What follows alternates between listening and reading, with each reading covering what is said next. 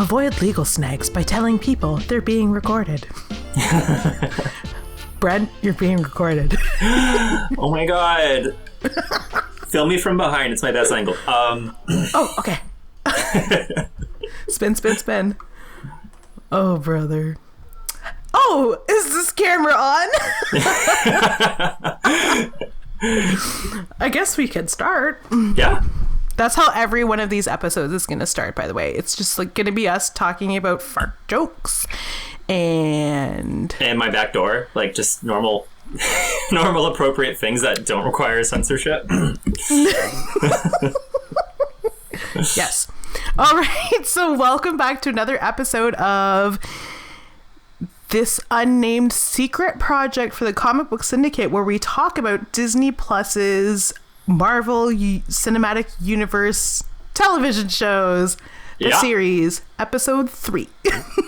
Episode 3, but talking about episode 4. Yes. Oh, yeah. My goodness. Yeah. Do you know what? Now that you mention it, I just want to talk about the release schedule of this. Oh. We don't have to. Yeah, it's like 1, I love it. 2, this is how you keep me subscribed. Sure. But 3, whatever. 4D, I am here for a release schedule that is closer to the release schedules of natural television, because I'm retaining the information faster, easier. Totally.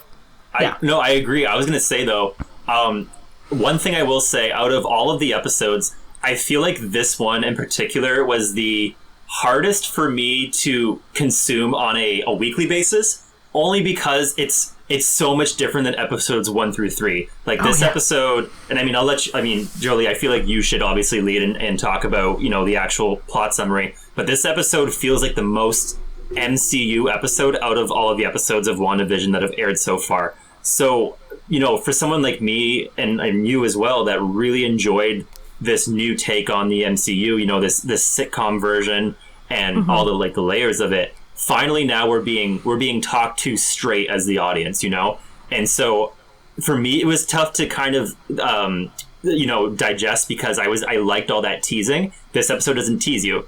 However, I feel like a lot of people that complained about the show initially will probably like this episode the best so far because of that.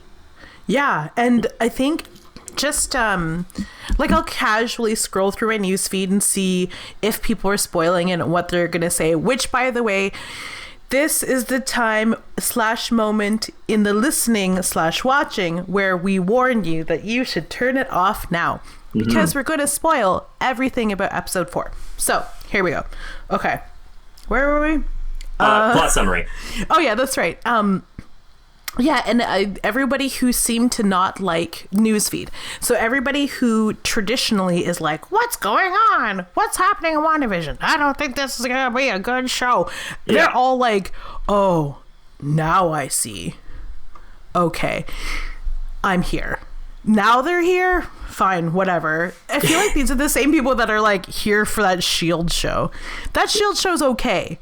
But if it was this sword stuff that's happening, I would be more into it. Totally. Because this show is doing, and we'll go into the plot of what happens in this episode, this show is doing what I assumed S.H.I.E.L.D. would be doing, which was integrating the Avengers. Yes. Yeah. I mean, they were always kind of blue-balling us and Agents of S.H.I.E.L.D. because they'd always tease, Captain America or someone. This show, I feel like we're going to get those actual payoffs and those connections. At least it feels that way, because they're bringing in characters now from Ant-Man and the Wasp, minor characters, but they're including that connective tissue to really bring it together. So, yeah, I'm excited to see where this goes. I feel like there's going to be a bigger payoff here than what Agents of S.H.I.E.L.D. would have given us.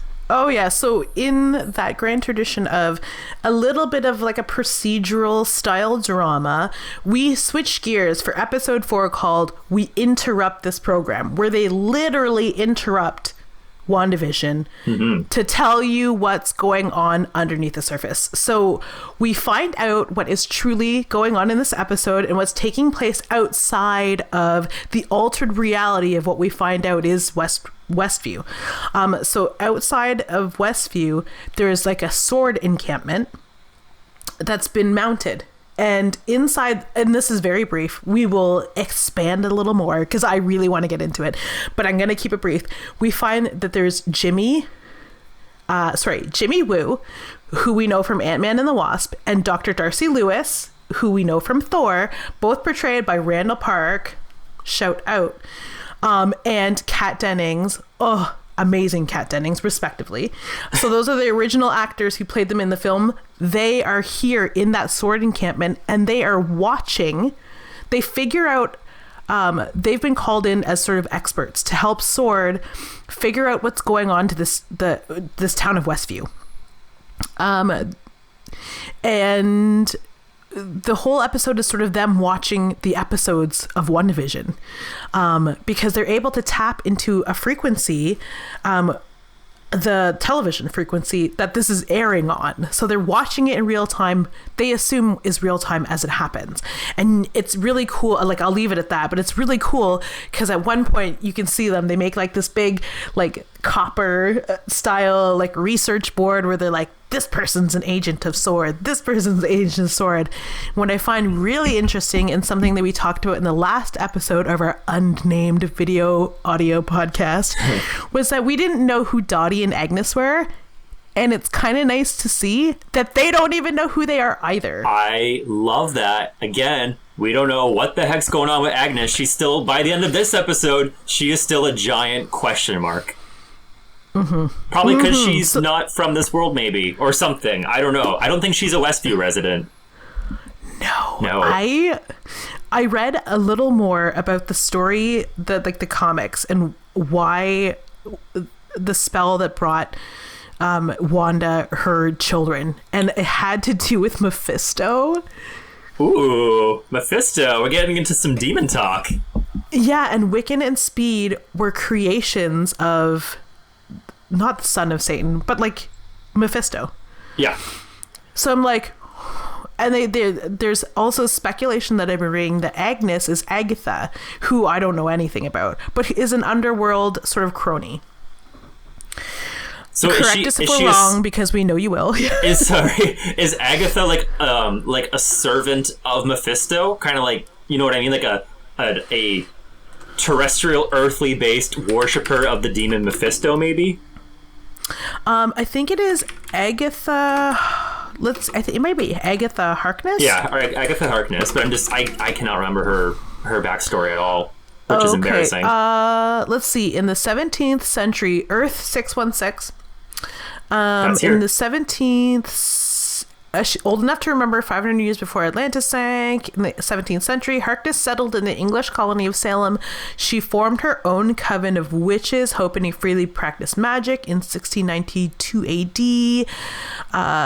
she was persecuted by the Puritans. She encountered Firestar, and was sent back in time. Okay, how does she relate to this story?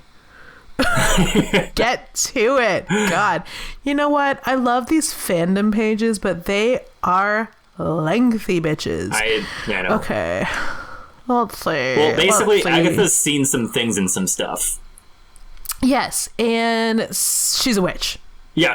Point blank. I don't think it's that much of a leap of logic to think she maybe worships some demons or some, I don't know, the MCU has not introduced demons yet, but maybe it's time. Maybe it's time for some of those otherworldly creatures.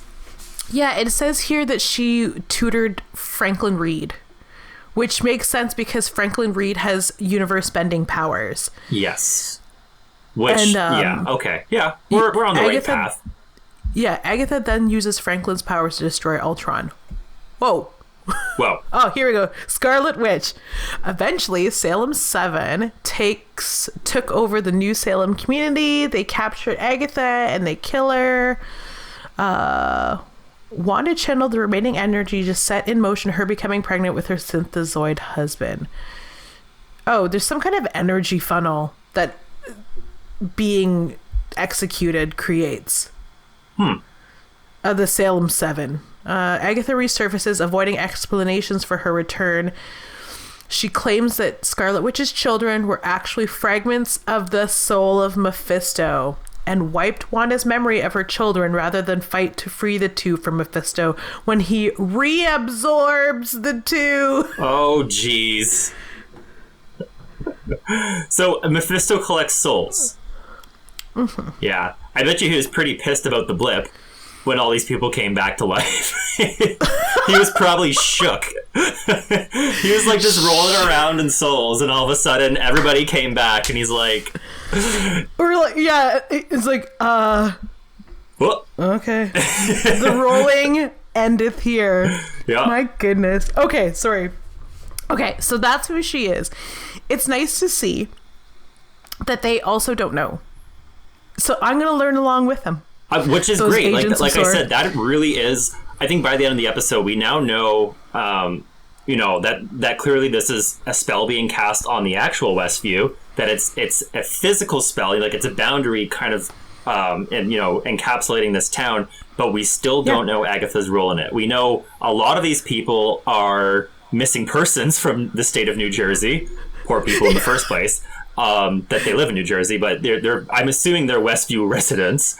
And so I hope so. They've been missing, and like there was that montage of Jimmy Woo just like sticking each person that he sees on the TV. He sticks their name up on the corkboard with their passport. I don't know how he got a hold of their passports, but it's the FBI; they can do anything. Yeah. And so it's just kind of like really adding that contextualization again. A lot of these people are missing because they're inside Westview, but again, we're missing Agnes. We're missing a couple key players that we don't quite know what's going on there. Mm-hmm. Yeah, Dottie for sure is a mystery, and I like that they're going to stay a mystery. I also think I am really enjoying the whole idea that so throughout the episode we find out that those little cookie breadcrumbs that we've been fed, the commercials, the little hand sliding a notebook, the voice over the radio, that's just Jimmy and Darcy watching episodes of WandaVision. I was know. Which I liked, but at the same time, when I realized it was Jimmy Woo's voice, I was kind of bummed that it wasn't Chris Evans. Nothing against Jimmy Woo. I'm just like, it would have been really cool to have an A-list Avenger be involved in that way. You know what I mean? But it's cool. Yeah. I was just like, I was expecting a really more sensationalized reveal for who that voice was on the radio. But it's cool. I'll take Jimmy Woo. I'll take Jimmy Woo and his magic tricks. Yeah. That's fine. We'll deal with that. So yeah, let's see. Oh, also I think it's also kind of cool that they're introducing Sword as I thought sure Sword is behind all of this. Okay. So this is what I didn't totally understand when we were talking about it last time. But we fully know now, though it's not really been they don't come out and say it, but it is in fact Wanda doing all of this. Yeah. It is Wanda manipulating reality, so much so that a whole town has been lost. Yeah. So let's talk about the morality behind that for a second. I think that's a big part of this show, because I think the MCU in general, with the exception of Civil War, where there was heroes fighting heroes and there was a lot of gray area, usually the MCU has a very clean-cut hero and a very clean-cut villain. You know where they both stand. Good triumphs evil. A tale as old as time. This is interesting because Wanda is a hero, but she's doing some fairly morally gray, morally questionable things. She's manifesting her grief and her loss, we assume. We still don't know that for sure. But she's manifesting all these tragedies and creating a fake environment, a fake world for her to live in. And, there's innocent people at stake here. She's entrancing and holding hostage, basically, a bunch of innocent people. So there's some morally gray, not so nice behavior associated with Wanda's grief. And that's another point of the show, that a lot of the movies, again, with the exception of Civil War, a lot of these movies don't have the runtime to deal with that kind of issue or that kind of fun play on the morality of heroes, right? So we're finally seeing such a human side to such a exceptional, character like Scarlet Witch. We're seeing such a range in her, and we're able to see her just explode literally in this town and trap all these people. So I think it's cool, but I think it warrants a lot of discussion. Yeah, and like I find it funny that you said that, because these are to me anyway, these are the only 2 times where the morality of, or the gravity of their situations, or whatever it is that Marvel is presenting to us through superheroes. This is the first time that the gravity of what they're going through has really hit home. Like it's serious, but in a non-ironic, like I'm able to look at it non-ironically and take it seriously for what it is. And it's both times it's been Wanda at the core of the 2 plots. So it's like, we see people, before we lost Peter, did we lose anybody else in this way? In any of the movies before? We lost Bucky, but I didn't feel the same emotion, because I knew he was coming back in Winter Soldier. To be fair, I didn't think we were going to lose Pietro in Age of Ultron. That was a humdinger. Right? Yeah. Okay. That, and maybe that's the thing, is that like we knew what storyline they were writing for Captain America, because they were following books. But even when we lose, spoiler alert, Captain America at the end of the film, I didn't. We don't lose him, but he comes back as his older self. Yeah. I didn't feel as burdened. I didn't feel as saddened. I didn't feel like there was like a hole. I felt when you see his bullet-ridden body, I felt sadness. I felt the agony that she felt. I wanted to destroy Sokovia. Like, yeah. her reaction was war. Like, you know what I mean? Her reaction to the loss of her brother, I felt it in my loins. It ran deep. Like, it got down there. It ran deep. Yeah. Like it. Yeah, and like I feel like that pain has carried out through a lot of the movies. I can't remember which movie followed up Age of Ultron where Wanda next appeared. It might have been Civil War. And you could still feel in her character the angst and, you know, the loss of losing Pietro. And then we jump, you know, into the next time we see her is Avengers Infinity War. And then Avengers, you know, by the end of Infinity War, Vision dies. So she just keeps losing people left and right, you know? And so it's I think, you know, when you look at the grand scheme of the MCU, her behavior totally makes sense. It's not right, but you're like, oh yeah, she is going through it, you know? Like she's just, she's losing people left and right. And that's, I think, really the cause of what's going on. But you know, S.W.O.R.D. doesn't know that yet. They don't know why she's doing what she's doing. So there's I didn't consider that, but that is a good point. S.W.O.R.D. doesn't understand that. I mean, maybe if they were like actually emotionally intelligent and had like a grief counselor that like kept log of this stuff, maybe they would be like, oh, she lost like 2 people in 2 years. Or I mean, to be fair, actually the blip kind of pushes it further, like a few years further ahead. But you know, it's something that needs to be thought of. I'm surprised a intelligence agency hasn't just taken stock of the fact that she's lost very important people in her family unit. So yeah, well, and it's like, and if this is a testament to the way that PTSD is handled in the United States of America, or really in any military situation, nobody is checked up on. Yep. Nobody. And so this is the most disturbing thing that I, in my research, found was that apparently at the end of Infinity War, there was a cut scene, like a end credit scene that was deleted of Wanda carrying Vision's dead body away. Ooh. Yeah. And I'm like, okay, yep. No, that is exactly what's happening here. Yeah. Which is also kind of just like, it's disturbing to think that maybe she's reanimated him, because it's like this reality takes place where people's minds have been manipulated so they don't remember who they are or where they're from or even that they're dead. Yeah. Yeah, I don't know. We still don't have full answers on that, to be honest. We don't know what she did to Vision, if this is a reanimated version of that Vision, or if this is just a mental manifestation of him. We don't actually know that yet. But at the same time, though, from a production point of view, other characters talk to this Vision. So if it was just a mental manifestation of Wanda's own, doing, when there's individual scenes like in episode 3 of Vision talking to Agnes and Herb in the driveway there, would that actually have happened? You know what I mean? Like if he wasn't a physical manifestation? Like, am I explaining that properly? Like, basically... No, I totally... I get it. Like, if it was truly just in her mind, why would they include scenes of Vision talking to other characters when Wanda's not around?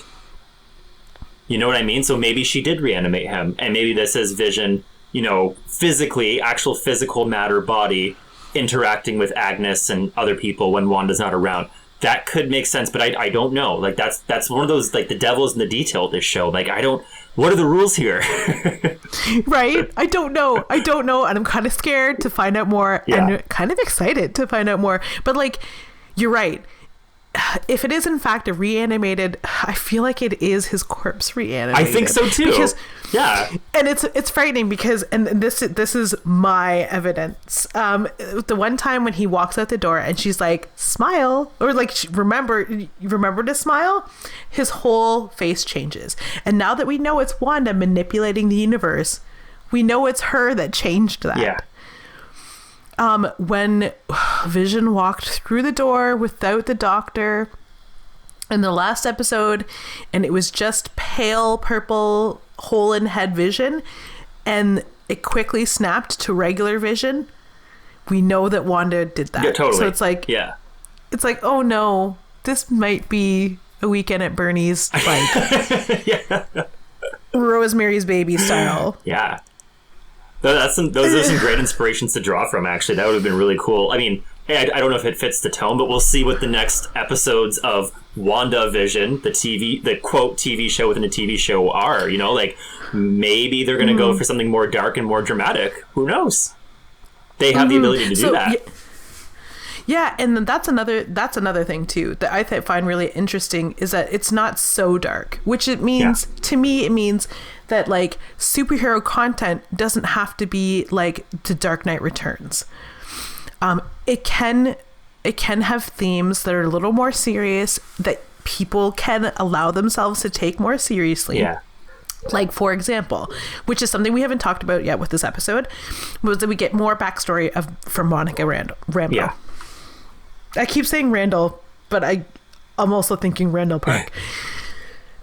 So we get another perspective from the snap. That was a jarring way to start the episode. I was like, what's going on? Yeah, that was great. And like, right? they did a great job of really capturing the chaos that would happen in real life if 50% of the Earth's population came back like that.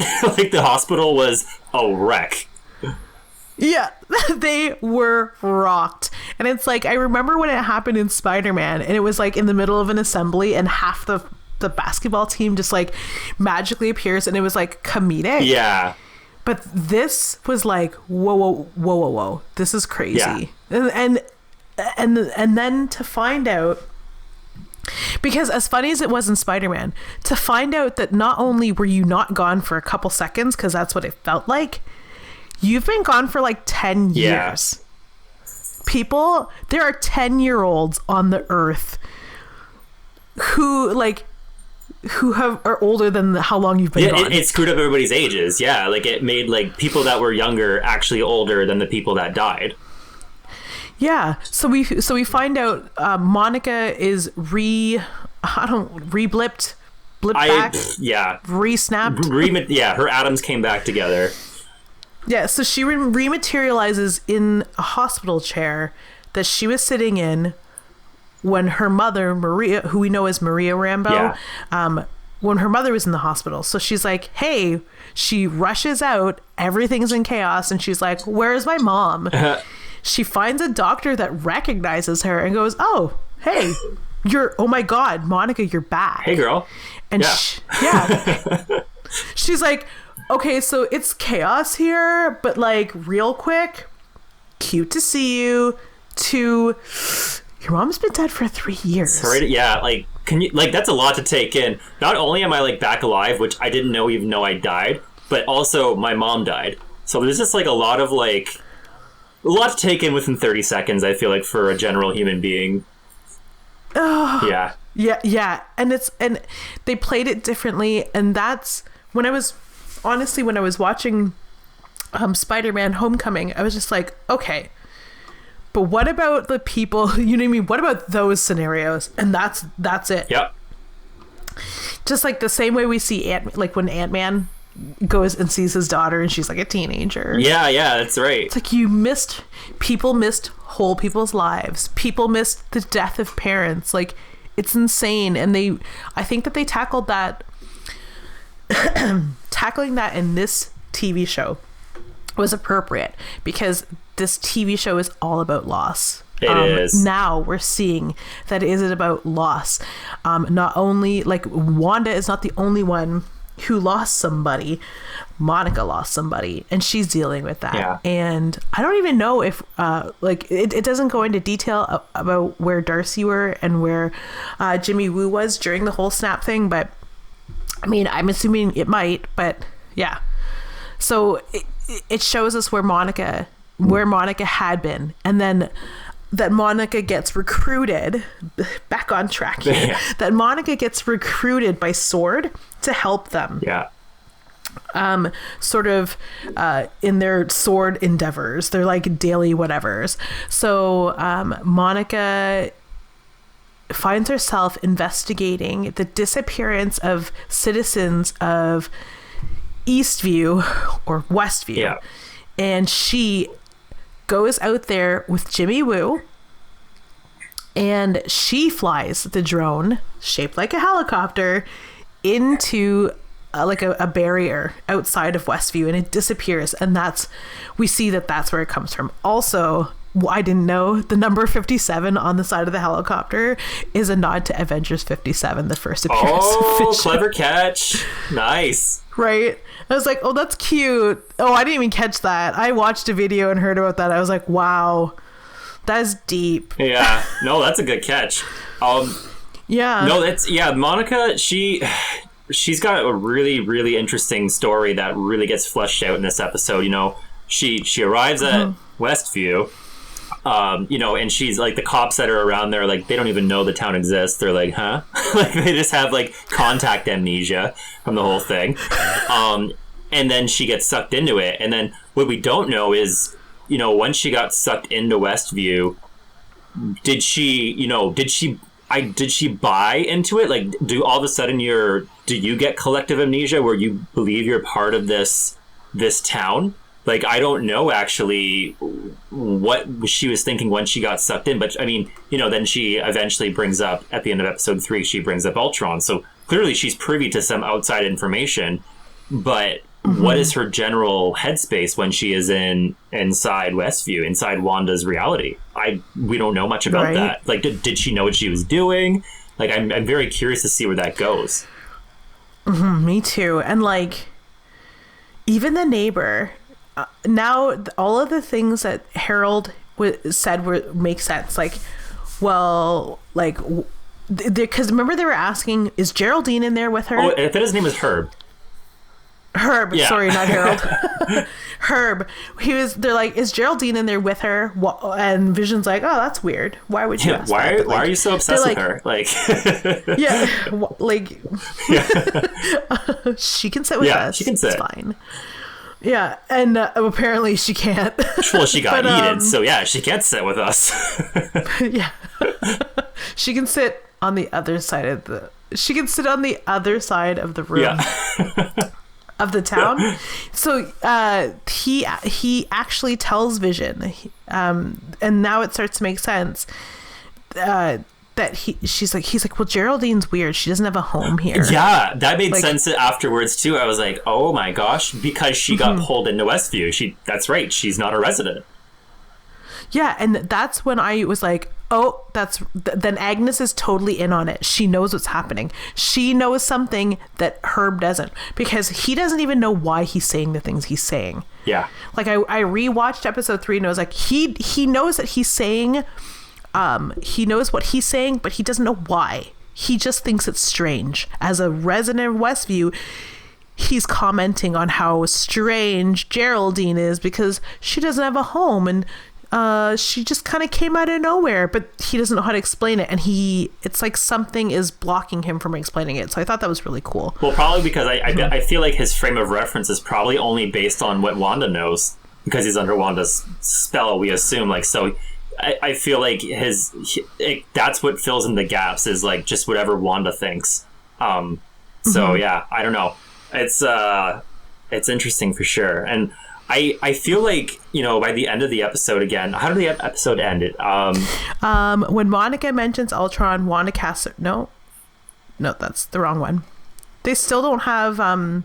Oh, maybe it ended the same way as 3, where like you actually see her get yeeted. It like catches you up. Yes. Yeah, so it's kind of the same ending as episode 3, and then what we have at the end is just like, Vision walks to the door, he's got a hole through his head, and Wanda corrects it, and then they just stay there with their babies, and that's it. That it catches you up to where they are in the show. Oh no. You see, okay, the thing about Vision, you see it's episode 4, not episode 3. I was wondering that, yeah. Yikes! We filmed these on the same day. Don't let the change of wardrobe fool you. Okay, let's just address it. Okay, so after some Googling, it turns out that we also are altering our own reality, and we talked about episode 4 in our episode 3 episode. Don't let these costume changes fool you. We watched and filmed things on the same day, so we have to be like totally honest. We confused parts of the ending for episode 3, and we talked about them in our last episode. So we're gonna continue to talk about them now. Yeah. Well, we were just talking about like, well, how did the episode actually end? And so it ended by, we actually do see Monica, again after Scarlet Witch gave birth. Monica's like, didn't Ultron kill your brother? Which, like, who would ever say that in real life? Like, awkward. And then Scarlet Witch just yeets her out of reality. Like, literally is so angry, just casts her out. And then, Scarlet Witch is fixing the damage that she does to the house. And then Vision walks back in, and for a split second, Wanda sees him with the Mind Stone taken out of his forehead, and he's just, a lifeless version of himself. She realizes that's not going to do, and quickly corrects reality again, so it looks like the live, happy Vision that she remembers him to be. And then what we have is them kind of, cooing over their twins. It's ending on a, quote, happily ever after for Wanda and Vision for the end of episode 4. So, do you know what? All in all, to kind of like bring it back to what you said about how people are going to like this episode, who haven't liked, about people who up until this point haven't been warm to the series, that they'll probably like it a lot more now. Any last thoughts on that point? I feel like it, like I said at the top of it, like I feel like people that were critical of WandaVision, I think this latest episode's probably going to be the one they enjoy the most, because it gives it to you straight. Like, it's just straight up with you of what's going on. Again, not that I didn't like this episode. I think they're all great. This one, I think, was maybe the least, I don't want to say interesting, but the least nuanced, like the least layered. There's nothing there to hint, or for me, there's no brain teaser for me, because everything's just given you straight, which is great, and they're doing a great job with it. It just didn't have that air of mystery.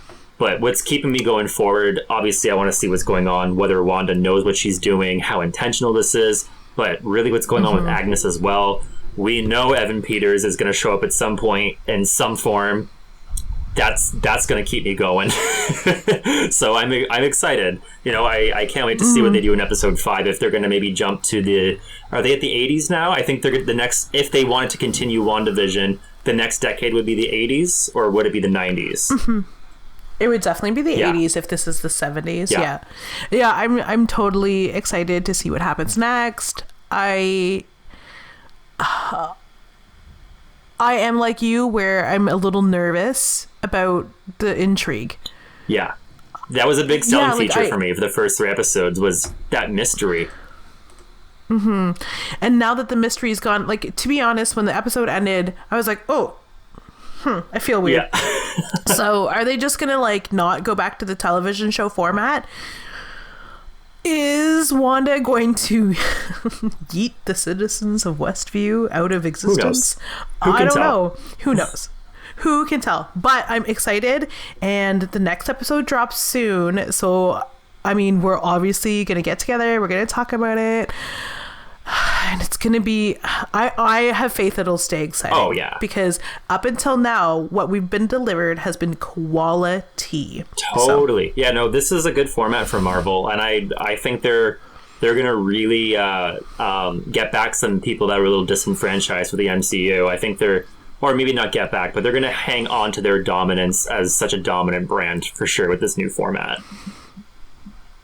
So, I'd like to thank everyone, if you're still around, for watching and listening to us sit together and chatter about WandaVision. We'll probably be doing this for as long as we're given television to talk about from the Marvel Cinematic Universe.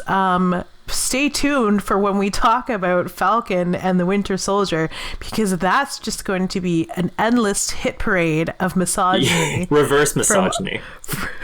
Reverse misogyny, and I hope you're here for it. But thank you for coming out for this. Of course. Stay tuned. We'll have more episodes where we continue to discuss WandaVision. If you have questions, if you have comments, corrections, everyone loves a correction. I think there's going to be a lot for this past episode. yeah. Leave it in the description. Wait, leave them in the comments section down below. Like and subscribe, or unsubscribe. We're not going to, like, pressure you. Right. But we'll still be here, even if you go away. But we hope that you stay. Send us hate mail. The email is it's mail. It's mail at comicbooksyndicate.com. Do you hate me? Do you hate me specifically? Send all your mail to Jolie, Jolie, at comicbooksyndicate.com. No, you know what? Send it to mail at comicsyndicate.com. This way we never get it. Send it to that address. Yeah, just send it there. We'll filter that out. It'll be a hoot.